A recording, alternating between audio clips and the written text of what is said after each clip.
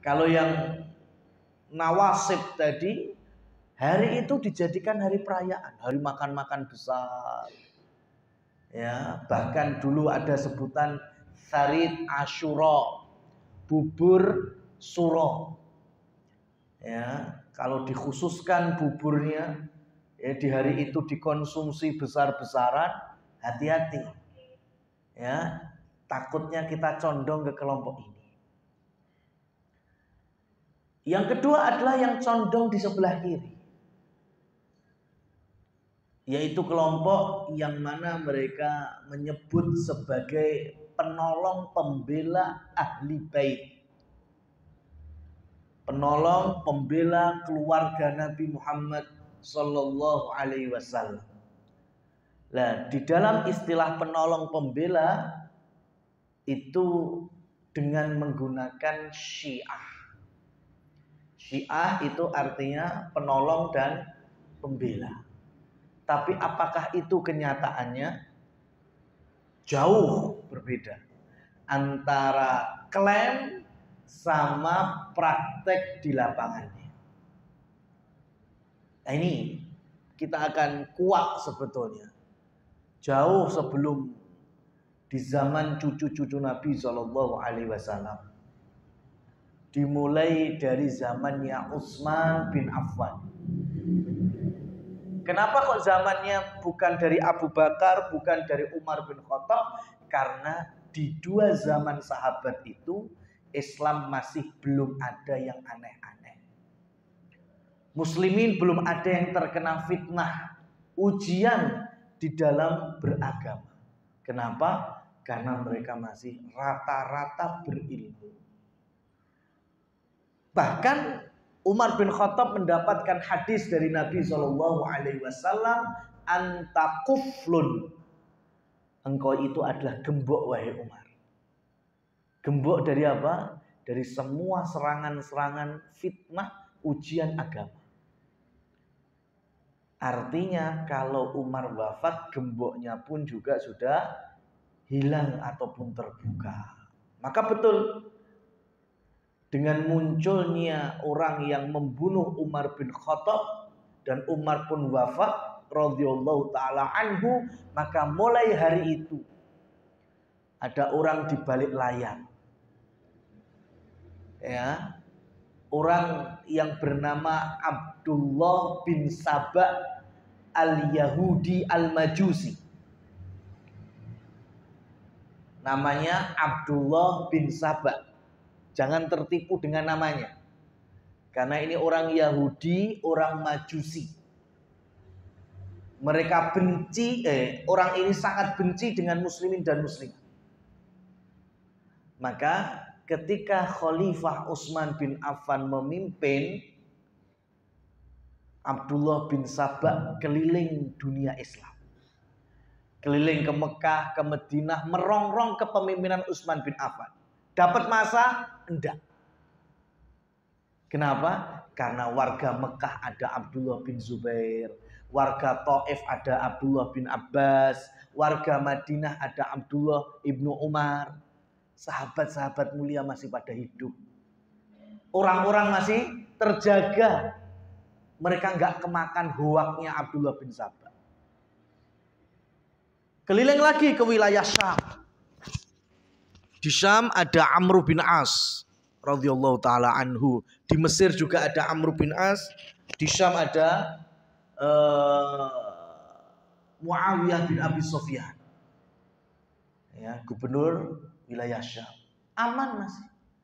Masih banyak orang-orang yang berilmu.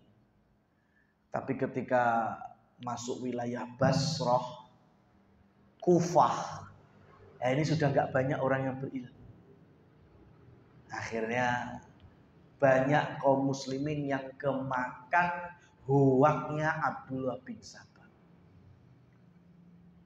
Apa hoaknya? Intinya tidak ridho dengan kepemimpinan Utsman bin Affan. Utsman tidak adil, zalim, ya, tidak istilahnya mensejahterakan rakyatnya, macam-macam. Itu yang digaungkan terus, benci dengan pemerintah yang sah. Itu Abdullah bin Sabah. Ini bapak moyangnya Syiah Rafidhah. Maka Abdullah bin Sabah kemudian di waktu musim haji di zaman Utsman bin Affan merongrong kaum muslimin supaya berangkat haji. Dan ternyata nanti orang-orang ribuan itu pada datang, awalnya niatnya pengen haji, ternyata sampai Madinah malah mengepung rumahnya Utsman bin Affan. Ngapain? Demo Utsman bin Affan. Minta turun. Lihat ini, sahabat yang mulia, mantu Nabi 2 kali. Malaikat saja malu, minder dengan sifat malunya Utsman bin Affan. Sudah digadang-gadang masuk surga, di demo. Ya, jadi kalau pengen cari dalil demo ya ini. Ya, tapi ternyata bukan dari kalangan sahabat, tapi dari kalangan khawarij. Ya, masyarakat yang tidak rela dengan kepemimpinan sahabat yang mulia.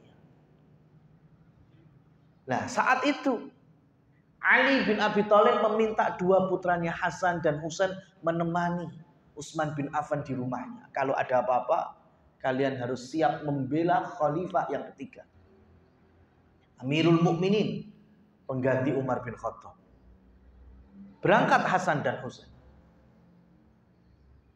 Pertanyaannya, kenapa Utsman bin Affan tidak mau turun dari kepemimpinannya? Apakah beliau gila kepemimpinan? Enggak. Apa beliau haus akan kekuasaan? Tidak sama sekali. Karena hadis. Rasul Shallallahu Alaihi Wasallam punya nubuat. Ya, beliau itu kan sudah ngasih tanda-tanda sepeninggal beliau, termasuk kepada Utsman bin Affan. Dalam hadis yang sahih, Rasul Shallallahu Alaihi Wasallam menyampaikan kepada Utsman, ya,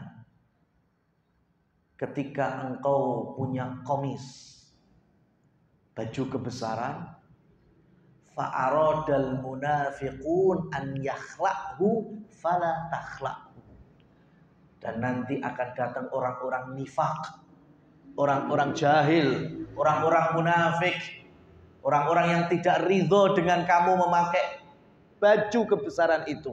Mereka ingin melepaskannya, maka jangan sesekali engkau melepasnya. Maka Utsman bin Affan di hari itu sangat paham. Oh, ini berarti hadis Rasul Shallallahu Alaihi Wasallam. Selama ini tidak pernah ada yang ingin merongrong kekuasaanku, kepemimpinanku.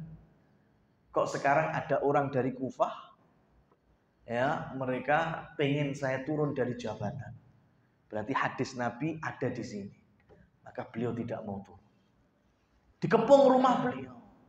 Sampai akhirnya jebollah rumah beliau. Perang antara orang-orang Kufah dengan orang-orang yang mengelilingi rumahnya Utsman bin Affan, di antaranya Hasan dan Husain. Tapi qadarullah, karena Rasul Shallallahu Alaihi Wasallam juga telah menyampaikan dulu ketika berada di atas bukit Uhud, Uhud bergetar, kemudian beliau injak, usbud ya Uhud, diam wahai Uhud, karena di atasmu ada Siddiq dan ada syahidan. Ada 1 as-Siddiq yaitu Abu Bakar, dan 2 calon syahid yaitu Umar bin Khattab dan Utsman bin Affan. Dan benar ternyata Utsman bin Affan terbunuh di rumahnya saat baca Quran oleh orang-orang Khawarij. Apakah mereka kafir? Enggak, Muslim. Agamanya Islam. Tapi ketika mereka sudah membunuh khalifah yang ketiga, sahabat yang mulia, para pembunuh itu bangga sekali. Bahkan mereka berteriak, hari ini tidak ada amalan yang lebih berharga kecuali kita telah membunuh pemimpin yang zalim. Na'udzubillah. La haula wala quwata illa billah. Betul, terjadi. Ya. Maka hari itu tidak ada lagi kepemimpinan yang sah kemudian digulingkan, kecuali akan muncul kepemimpinan yang lebih zalim lagi. Buktinya dari situ sampai hari ini. Cari semua pemimpin yang sah digulingkan, dan itu rata-rata karena hawa nafsu atau ada banyak penunggang-penunggangnya, hasilnya pasti tidak lebih baik dari yang digulingkan. Lihat, itu sudah, ini memang karakter Khawarij seperti itu. Maka dengan terbunuhnya Utsman bin Affan radhiyallahu taala anhu, kepemimpinan kosong, masyarakat Madinah langsung berinisiatif mengangkat Ali bin Abi Thalib yang menjadi khalifah pengganti Utsman. Semua sepakat, semua berbaiat. Tapi di wilayah Syam, Muawiyah bin Abi Sufyan bukan nggak mau berbaiat. Ini yang nanti orang yang pro Ali menjelekkan Muawiyah saentek-enteke. Orang yang pro Muawiyah menjelekkan Ali juga seenaknya sendiri. Ya, orang yang pro Muawiyah itu yang kemudian dikenal dengan Nawasib tadi. Muawiyah bukannya nggak mau baiat, beliau siap taat kepada Ali bin Abi Thalib, cuma setelah satu saja, tolong cepet dikisos pembunuh Utsman. Kenapa? Karena Utsman bin Affan sama keluarga Muawiyah bin Abi Sufyan itu satu kakek, sama-sama Quraisy, tapi keluarganya dari Bani Umayyah. Ya, jadi baninya masih sama. Wajar apa enggak? Wajar. Dan mintanya kepada siapa? Khalifah. Itu kepada Ali bin Abi Thalib. Tolong cepat diselesaikan siapa yang membunuh keluarga kami, yaitu Utsman bin Affan. Dan Ali saat itu beristihad, gimana kita bisa mencari semudah dan secepat itu kalau nggak ada kepemimpinan yang kuat. Maka Ali bin Abi Thalib berusaha untuk membangun dulu kepemimpinan beliau yang kuat. Kenapa? Karena yang pengen dicari pembunuhnya itu orang kafir atau orang muslim? Muslim. Kalau orang kafir mudah, tinggal ikrarkan jihad, tempur gitu. Dan ini masalahnya sama-sama muslim. Itulah susahnya orang Khawarij, susahnya orang munafik, karena mereka berbaju Islam. Berarti kan harus diinterogasi dulu, masuk pengadilan Islam dulu, gek kuwi wonge wakeh. Ya, maka saat itu Ali bin Abi Thalib merasa bahwa Madinah nggak stabil, karena di tempat itulah terjadinya perkara. Ke Syam juga kurang stabil, karena di sana sangat pro dengan Utsman, karena memang keluarga, wajar sekali. Pasti nanti ditekan terus Ali bin Abi Thalib. Maka saat itu Ali bin Abi Thalib memindahkan ibu kota yang awalnya dari Madinah menuju Kufah. Nah, karena di sana memang banyak orang-orang yang cinta terhadap Ali. Tapi kenyataan cintanya malah berlebihan. Ya. Ketika Ali bin Abi Thalib tinggal di Kufah, malah ada orang-orang Kufah, karena orang nggak punya ilmu, orang malah nggak seneng di tengah-tengah majelis ilmu itu malah nggak seneng. Maka ketika melihat Ali, mereka bahkan sampai bisa bilang anta Rabbuna, engkau adalah Rabb kami. Nah, ini kan sudah jelas kemusyrikannya. Maka Ali bin Abi Thalib marah. Ya, ketika mereka sudah siap mati, kalaupun engkau diperangi oleh Muawiyah, kami siap membela. Padahal Ali bin Abi Thalib, siapa yang benci dengan Muawiyah? Enggak. Ya, tapi itulah, sampai di Indonesia kurikulum sejarah SKI-nya itu dua sahabat ini menjadi korban. Kalau enggak buku yang penerbitnya pro dengan Ali, berarti pasti menjelekkan Muawiyah. Kalau penerbitnya ternyata pro Muawiyah, pasti menjelekkan Ali. Bila kita ini siapa gitu? Orang dua-duanya sahabat yang mulia. Dua-duanya pernah berjumpa dengan Nabi dan mendapatkan doa-doa dari Nabi Shallallahu Alaihi Wasallam. Ya. Apalagi kita nggak tahu sumber masalahnya di mananya juga. Maka ketika Ali sudah menemui orang-orang yang kelewat batas, menyebut kita adalah syi'atuka, penolongmu. Ya, maka Ali berijtihad kembali, yang mana ijtihad beliau ini disalahkan oleh Abdullah ibnu Abbas.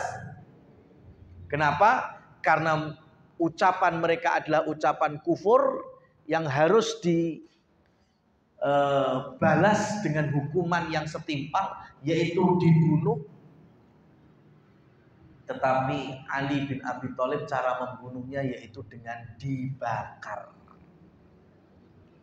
Ibnu Abbas sudah melateni itu, wahai khalifah, jangan dibakar. Ini sudah kelewat batas ini. Ya. Tapi Ali tetap ketika mau membakar orang-orang yang lebay dengan diri beliau itu, menganggapnya sebagai Tuhan, orang-orang yang mau dibakar malah seneng kabeh. Kenapa? Mereka tambah yakin kalau yang membakar itu hanya Allah Subhanahu wa ta'ala. Yang berhak menghukum membakar itu siapa? Hanya Allah, makanya ada neraka. Lah ini kok Ali mau menghukum mereka dengan dibakar? Oh berarti Ali sak temen-temene Tuhan ini. Malah seneng, tambah konslet kan? Tapi itu terjadi. Nah, orang yang cinta kepada Ali sudah mulai dapat hukuman, ada yang lari. Ganti lagi-lagi Abdullah ibnu Sabah cari kesempatan dia. Sekarang dibikin pertikaian lagi yang benci dengan Ali. Bikin lagi orang-orang. Apalagi yang mendekati orang-orang yang pro dengan Muawiyah. Akhirnya muncul seorang berbaju muslim lagi, namanya Abdurrahman bin Muljam. Ya. Mereka punya kelompok yang kemudian masuk ke Kufah. Ya, ketika mereka punya inisiatif untuk membunuh Ali, ternyata orang-orang Kufah kedatangan orang-orangnya dari Syam, mereka juga membelot, bukan bela Ali tapi ikut kubu sebelah. Akhirnya Abdurrahman bin Muljam pun bisa membunuh Ali bin Abi Thalib, mantu Rasul, sepupu Rasul, di waktu subuh, dan wafatlah beliau. Lihat, ini kebrutalan orang Kufah, katanya bela Ali, ternyata malah belot. Habislah kekhalifahan. Khalifah yang keempat pun gugur radhiyallahu taala anhu. Maka saat itu Syam masih berada dalam kepemimpinan Muawiyah. Lah Madinah, Mekah, Hijaz kan belum tahu kabarnya. Ya, kalau Ali terbunuh, paling sebulan lagi itu baru dengar. Maka ketika mereka sudah mendengar, mereka berinisiatif mengangkat putra Ali, yaitu Hasan bin Ali radhiyallahu taala anhuma, untuk menjadikan beliau pengganti bapaknya. Posisinya di Mekah Hasan itu. Maka mulai hari itu Islam wal muslimin dipimpin oleh dua kubu besar. Wilayah Syam sekitarnya ada pada Muawiyah, wilayah Hijaz dan sekitarnya ada pada Hasan bin Ali. Dan semuanya nyantai. Gak ada yang kisruh. Ya, paling kisruhnya itu tadi, Muawiyah tetap minta segera untuk melanjutkan kisos bagi pembunuh Utsman bin Affan. Itu saja. Nah, Hasan bin Ali radhiyallahu taala anhu, beliau memimpin daerah Hijaz. Maka di zaman sahabat masih hidup, itu muslimin dipimpin oleh dua pemimpin biasa aja. Kenapa hari ini masih ada yang ngotot? Pokoknya nggak ada negara-negara. Pokoknya kita harus disatukan dengan satu kekhilafahan, khilafah Islamiyah. Lewong dulu itu bukan yang penting kekhilafahannya, sistem yang terbangun di dalamnya sesuai dengan Al-Quran atau Sunnah itu apa enggak? Arek modele monarki, presidensial, republik terserah. Ya, mau presidennya 1, 2, 5 pemimpinnya. Ya, karena kita dulu pernah ada di zaman pemimpinnya 2 enggak masalah. Nah ini. Ya, malah kalau pengen menjadikan satu kekhilafahan, pokoknya hanya satu pemimpin. Yaitu apa bedanya dengan Syiah Imamiyah? Syiah Imamiyah atau Syiah Isna Asyariyah itu sama kayak gitu. Pokoknya negaranya harus dipimpin dari imamnya. Kalau enggak, berarti termasuk orang-orang kafir versi mereka. Apa bedanya terus? Nah ini rekan-rekan yang dirahmati Allah Subhanahu wa Ta'ala. Ya kalau bicara akhir masa atau hari kiamat, betul. Nanti kita ada satu pemimpin yaitu Imam Mahdi, itu betul. Ya, tapi untuk mengejar itu di hari-hari ini yang begitu banyak ujiannya, mau ada berbagai macam negeri kaum muslimin, biasa aja. Itu terjadi. Nah, saya lanjutkan. Hasan ketika mulai memimpin Hijaz, surat-surat berdatangan dari Kufah. Ya, surat-surat, ada yang meriwayatkan 600 surat, ada yang mengatakan 1 karung. Sama Hasan 1 pun gak dibuka, dicemplung nih banyu kabeh, momot. Kenapa? Karena Hasan sangat tahu. Cerdasnya Hasan gitu. Orang Kufah pasti menginginkan saya ke sana untuk dijadikan pemimpin. Sebagaimana bapak juga dulu seperti itu. Tapi buktinya bapak sedo goro-goro wong kono. Maka aku tidak akan terpengaruh dengan mereka. Tapi setelah itu Hasan menunjuk, gak tahu kalau saudaraku itu. Yang ditunjuk adalah Husain bin Ali radhiyallahu taala. Ya, kalau saya nggak akan pengaruh, nggak ada pengaruhnya. Ditambah lagi Hasan bin Ali mendapatkan tamu dari sahabat yang mulia Abu Bakrah. Ketika Abu Bakrah mendengar Hasan mimpin wilayah Hijaz, Abu Bakrah langsung mendatangi dan menemuinya. Kemudian cerita, wahai Hasan, dulu ketika awakmu cilik neng Masjid Nabawi, Rasulullah sujud ngimami sholat, kowe iki langsung nangkring neng budunge lho. Ya. Rasul lama sujudnya, nggak ngadeg-ngadeg, hanya untuk memberikan waktu kamu bermain-main kaya putu jaranan mbek mbae. Ya, Rasul lama sujudnya, hanya untuk. Kemudian setelah selesai sholat, Rasul bersabda bahwa cucuku ini sayyid, ya, pemimpin pemuda di surga, yaitu Hasan dan Husain. Dan cucuku ini nantinya akan mengakurkan 2 kubu dari umatku. Hadis sahih, ya, dari Abu Bakrah, cucuku ini Hasan akan mengakurkan 2 kubu dari umatku. Mendengar hadis 1 ini tok nih dari Abu Bakrah, langsung hari itu budal ke Syam. Ya, ngapain? Nemui Muawiyah bin Abi Sufyan, langsung bilang bahasanya, sudah, aku nggak mimpin Hijaz. Hijaz wis tak kekne sampean, wahai Muawiyah. Sudah. Akur apa enggak akhirnya? Akur, muslimin satu kepemimpinan, yaitu Muawiyah bin Abi Sufyan. Simple.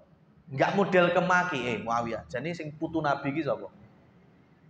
Sing luwih cedhak mbek Nabi sapa? Pemimpin surga ki sapa? Aku pemenang terima pimpin dunia, pemimpin surga cah 6 ki aku. Enggak seperti itu. Satu hadis saja yang didengar dari Abu Bakrah sudah melunakkan hati Hasan untuk kemudian, ya karena orang beriman itu enggak gila kekuasaan. Ya, sudah dipasrahkan ke Muawiyah. Maka hari itu dan tahun-tahun berikutnya dikenal sebagai Amul Jamaah, tahun persatuan. Dan Muawiyah pun kemudian memimpin wilayah kaum muslimin dengan adil dan sangat cerdas sehingga membangunkan berbagai macam perkembangan dalam dunia Islam. Nah, kalau sudah akur, sudah nyaman, musuh Islamnya yang genting gak nyaman. Oh, ini jangan sampai lah, kok enak meni. Maka Abdullah bin Sabah kembali merongrong orang-orang Kufah. Yang saat itu Hasan bin Ali sudah wafat, Muawiyah bin Abi Sufyan juga meninggal di tahun 50 Hijrah. Nah, orang Kufah bahkan suratnya dikumpulkan, 60 orangnya berangkat ke Mekah nemui siapa? Husain. Mereka mengeluh-elukan, wahai Husain, monggo jenengan harus siap kita boyong ke Kufah. Ya, kami siap menjadikan engkau cucu Nabi, keluarga Nabi, pemimpin kami di sana. Dan di Syam, Muawiyah bin Abi Sufyan mengangkat anaknya sendiri yang bernama Yazid bin Muawiyah jadi penggantinya. Inilah mulai adanya kepemimpinan model dinasti. Daulah Umayyah dimulai dari situ. Yazid bin Muawiyah dilantik oleh bapaknya sebelum wafatnya. Maka Yazid otomatis menjadi pemimpin yang sah. Adapun Husain dirongrong terus supaya mau ke Kufah. Maka di Mekah ada beberapa sahabat yang menasihati Husain, wahai cucu Nabi, mbok elingo, biyen bapakmu sedo goro-goro sapa? Biyen masmu yo Masya Allah istiqomah, ya, mempertahankan tidak mau ke Kufah, tapi akhirnya diracun sama orang-orang sana. Hasan meninggal diracun. Sekarang kamu pengen dibawa ke sana. Orang Kufah itu memang dari beberapa literatur hadis Rasul Shallallahu Alaihi Wasallam itu orang yang memang banyak masalahnya, banyak fitnahnya, dan nanti para ulama hadis sangat tidak mau menerima hadis yang keluar dari orang Kufah. Ya, daerah Irak, Iran itu hari itu nggak diterima karena orangnya seneng-seneng ngapusi. Karakternya itu memang lek coro Jawa ya, menang umuk kalah ngamuk. Lah itu orang Kufah. Ya, menang umuk kalah ngamuk. Lek menang umuke gemede ya. Wah, sapa iki? Wah, lek ora aku ya cen ngene iki ya. Tapi lek kalah enggak mau disalahkan, ngamuk mereka. Itu orang Kufah kayak gitu. Tapi berita ya, ketika puluhan ribu orang Kufah siap mengangkat Husain, maka Husain pun akhirnya belum berangkat sendiri. Beliau mengirimkan sepupunya namanya Muslim bin Aqil untuk berangkat ke Kufah. Berangkat betul itu Muslim bin Aqil. Dan sampai di Kufah ternyata betul orang-orang pada menyebut-nyebut nama Husain, nama Ali, pengen dijadikan pemimpin, dijamu, macam-macam. Maka Muslim bin Aqil pun nulis surat kepada Husain, betul ternyata orang Kufah mengeluh-elukan dirimu. Emang kenyataannya seperti itu. Ketika surat sampai kepada Husain, maka Husain pun bersiap-siap boyong ke Kufah, membawa 70 sampai 80 orang-orang yang itu rata-rata keluarga Nabi Shallallahu Alaihi Wasallam tanpa persenjataan perang, hanya senjata safar saja. Berangkat di hari Tarwiyah itu, tanggal 8 Dzulhijjah. Sampai Madinah ketemu Abdullah ibnu Umar, dipenging. Wahai Husain, jangan. Ya. Terus dinasihati, jangan ke Kufah, sana itu banyak fitnahnya, banyak pendustanya. Ya, dibuka lagi sejarah-sejarah kelam dari bapaknya. Tapi karena telah memegang surat dari Muslim bin Aqil, maka yakin insya Allah sana aman. Berangkatlah Husain dengan 70-80 rombongan yang rata-rata banyak anak-anak dan perempuannya. Itu dikejar sampai sama Abdullah bin Umar, dikejar itu. Cuma Abdullah bin Umar ya gak nyandak mengejar Husain. Nah, ketika Husain berangkat dari Madinah menuju Kufah, didengar oleh Yazid bin Muawiyah. Beliau pemimpin yang sah saat itu. Beliau namanya pemimpin ya. Ini kalau Husain bin Ali sampai ke Kufah, bergabung dengan orang-orang Kufah, kira-kira bisa nggak nantinya merongrong kekuasaan? Sangat bisa kan, orang Kufah senengnya kan gitu. Ya, bikin rusuh terus.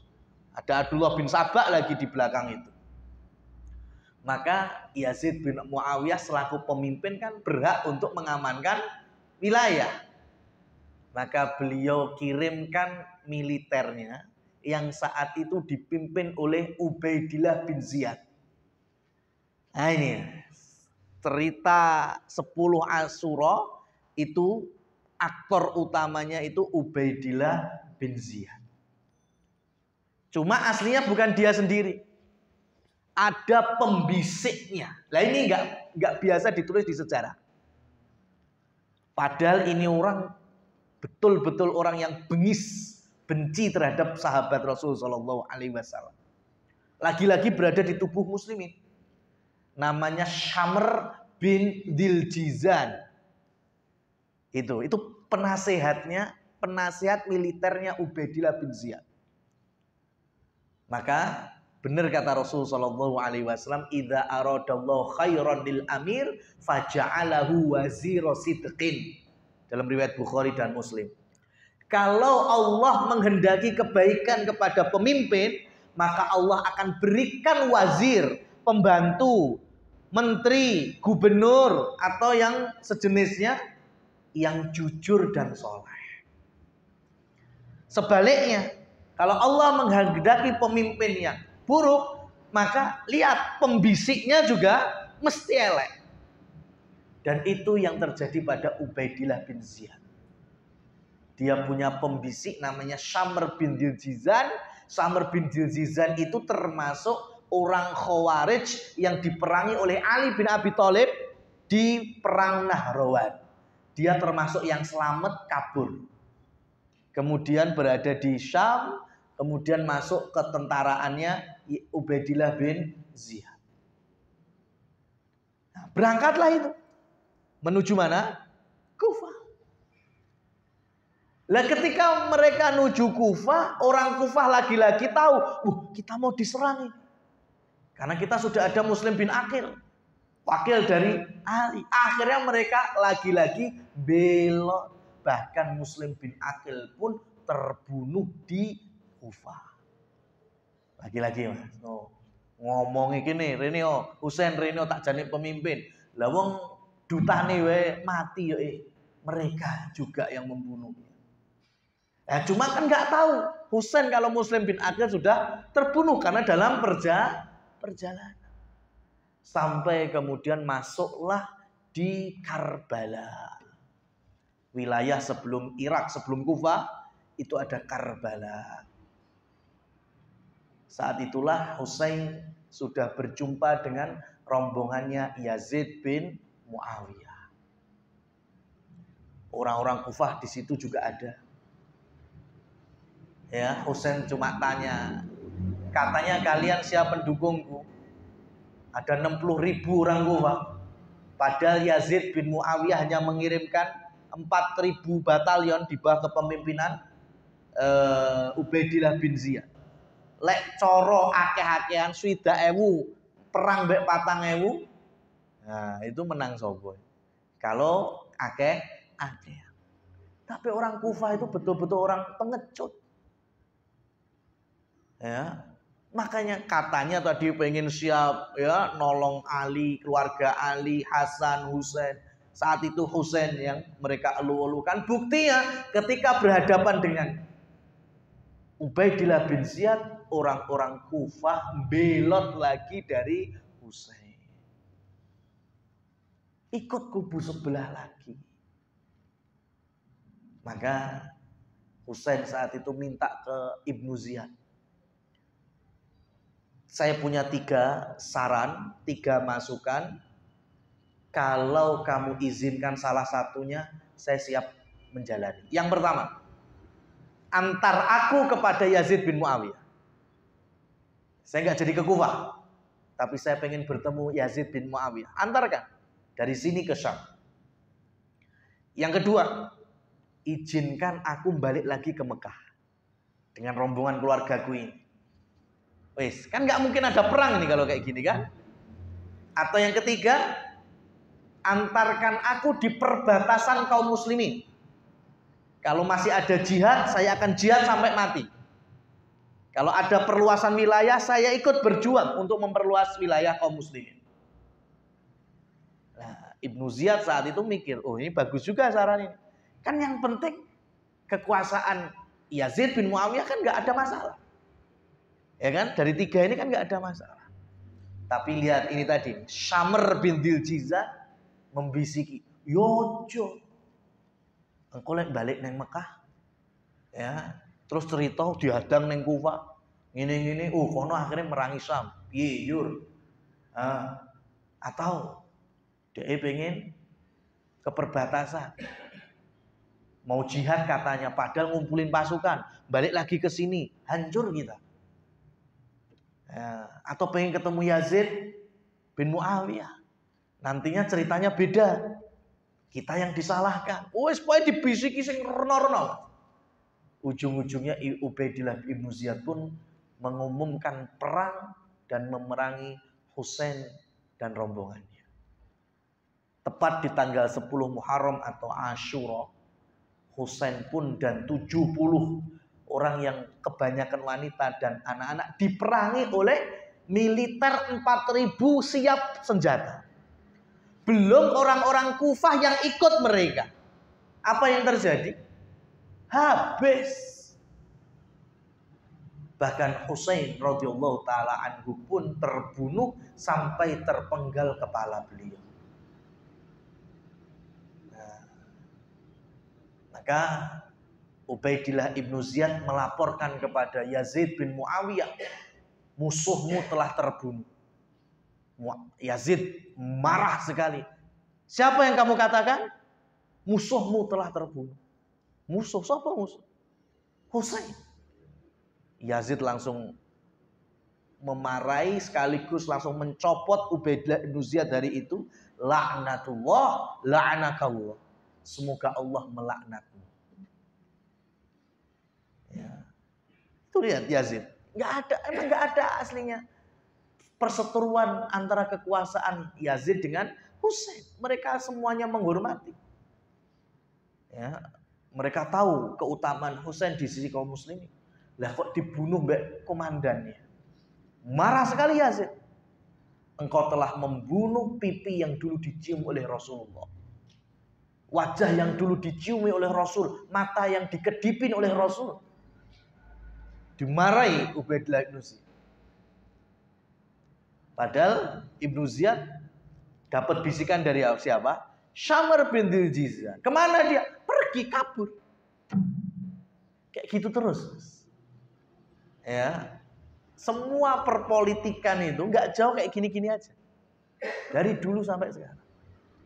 Selagi kita tidak mau kembali kepada agama, pasti kayak gitu. Nah, itu kalau ceritanya yang di Syam, yang di Kufah, yang di Karbala, melihat Husain meninggal wafat, orang Kufah kemudian nangis-nangis, sedih-sedih. Di tahun berikutnya setiap Asyura mereka menyakiti tubuhnya. Yang perempuan menyobek bajunya, teriak, "Ya Husain, ya Husain." Saat itu masih ada keluarga Ali yang bernama Zainab binti Ali bin Abi Thalib. Bertanya kepada orang Kufah, sampean ini nyapa ngono? Yo kami ikut sedih wafatnya Husain. Lah wong sing mateni yo gara-gara kowe kabeh kok. Wetok-etok sedih. Itu kata Zainab. Ya, kami merasa bersalah, kami ingin menebus kesalahan kami yang berkhianat. Kata Zainab, tidak akan mungkin bersih karena kalian telah kotor. Itu ucapan Zainab, putri Ali bin Abi Thalib, dulur wedoke Husain. Ternyata ucapan itu sekti, Mas. Hari ini nanti di googling di YouTube, di Iran sana, orang-orang Syiah itu kalau sudah mendekati tanggal 10 Asyura, enek ngumpul nih kotorannya para pemimpin dan imam-imam mereka. Teleke, Mas, dikumpulkan, terus mereka kaya dene kebo, ya kan, neng lumpur, wis kaya ngono. Gulung-gulung neng teleke pemimpin. Tapi dianggap ibadah. Ibadah adus teleke imam itu. Nanti lihat, ini saya bukan ucapan belaka, nanti bisa dilihat. Itulah makanya orang-orang Syiah itu betul-betul kotor. Itu ucapan Zainab, kalian tidak akan bisa suci. Kalian tidak akan bersih karena pada hakikatnya kalian adalah kotor. Ternyata malah ibadahnya mereka adus neng teleke pemimpinnya. Itu. Sebelum mereka menyakiti tubuhnya, ya, sampai keluar darah-darah. Nah, itu semuanya adalah dusta atas nama keluarga Rasul Shallallahu Alaihi Wasallam. Dan ucapan yang sebelum Husain berperang dengan mereka itu masih tanya, daerah ini apa namanya? Ini adalah daerah Karbala. Kata Husain, karbun wabalaun. Karbun artinya gelisah, khawatir, ora penak. Balak yo balak, pagebluk macam-macam. Madhor. Ternyata betul. Nama Karbala Allah takdirkan, disitulah Husain meninggal dan mendapatkan ujian fitnah sampai hari ini dari orang-orang yang mengatasnamakan ahli bait. Maka hati-hati. Kalau ada orang yang titik-titik ahli bait, cinta ahli bait Semarang, ahli bait Solo, ahli bait Malang, hati-hati. Ya. Seakan-akan kalau kita tidak cinta mereka, kita tidak cinta keluarga Rasul. Loh, beda, Mas. Kita cinta Rasul, keluarganya kita juga cinta. Tapi kalau ahli bait sebagaimana teriak-teriakan mereka, yuk nanti dulu. Ketika mengucapkan sholawat nggak sampai sahabat, cuma sampai keluarga Nabi. Allahumma sholli ala Muhammad wa ala alih. Kan kalau kita kan ada tambah wa ala alihi wa ashabihi. Mereka enggak, cukup wa ala alih saja. Nah ini hati-hati. Ya. Atau mereka yang meyakini sholat cuma 3 waktu. Sholatnya mung subuh, zuhur, asar iso dijamak, ora safar apa-apa. Ya, bermukim tapi dijamak. Maghrib, isya juga boleh dijamak. Cuma 3 waktu, enak, Mas. Apalagi yang digemari oleh anak-anak muda dan bapak-bapak muda, ya adanya kawin kontrak. Ya, nikah mut'ah. Nah, itu paling enak. Dibilang zina kan enggak. Dibilang jajan ya ndak. Wong emang ada akadnya kok, ada maharnya kok. Paling ya kena semalam, seminggu, sebulan, 2 jam. Lah itu ndak apa-apa. Ya, hati-hati. Karena sebelum Indonesia ada sudah masuk. Makanya kenapa Kiai Haji Ahmad Dahlan membuat lembaga beliau bahkan menjadi besar sampai hari ini, itu disebut dengan Muhammadiyah, yang untuk perempuannya make Aisyah. Cuma orang Jawa ra iso ngomong Aisyah, jadinya Aisyah.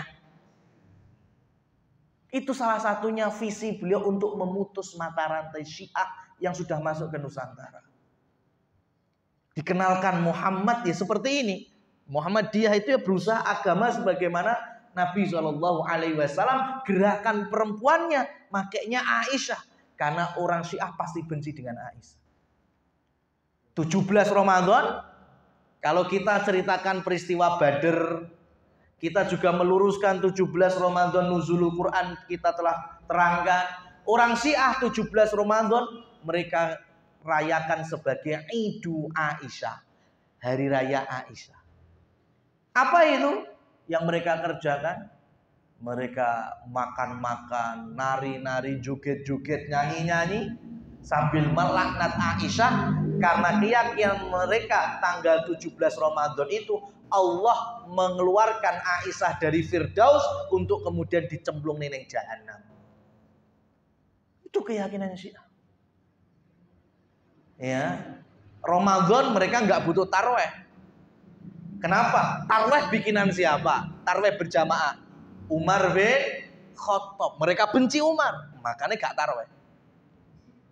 Tapi satu yang perlu dicatat, orang Syiah itu orang kata Imam Abu Hanifah dan imam-imam yang lain, kelompok yang paling banyak dusta dan tidak bisa dipercaya adalah Syiah.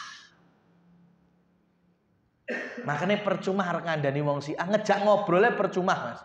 Lha opo sing ditekoni ngapusi tok? Sampean Syiah, Mas? Ora. Ngono piye? Karena bagian dari akidah mereka nutupi kesyiahannya ndak apa-apa. Paling gak enak toh, Mas? Paling gak enak. Ya. Dibilang mamanya nggak taraweh, tapi bukan kemudian yang nggak taraweh terus Syiah, enggak juga, Mas. Ya, orang yang males-malesan juga banyak. Kok ora taraweh dia Syiah. Tapi kalau mereka memang keyakinannya, bahkan kalau Syiah di sekitar kita ikut taraweh, buat apa? Ngelungsungi tadi. Ya, paling gak enak. Titik-titik ngapusi kok. Ya, kita nggak bisa mendeteksi orang ini Syiah atau bukan. Lek neng Iran, ya di sekitar Karbala, iya, mereka sudah mayoritas, jadi merasa kuat. Di kita kan belum. Ya, cuma mereka ada usaha terus. Bisa bayangin nggak, Mas itu? Di dinasti Daulah Abbasiyah, ibu kotanya di mana? Baghdad. Ya, Baghdad di Irak, ibu kotanya. Kemudian masuklah tentara Mongol. Nanti buka peta itu, Mongol Tartar di mana itu tempatnya? Neng isor, Mas. Baghdad itu neng dhuwur.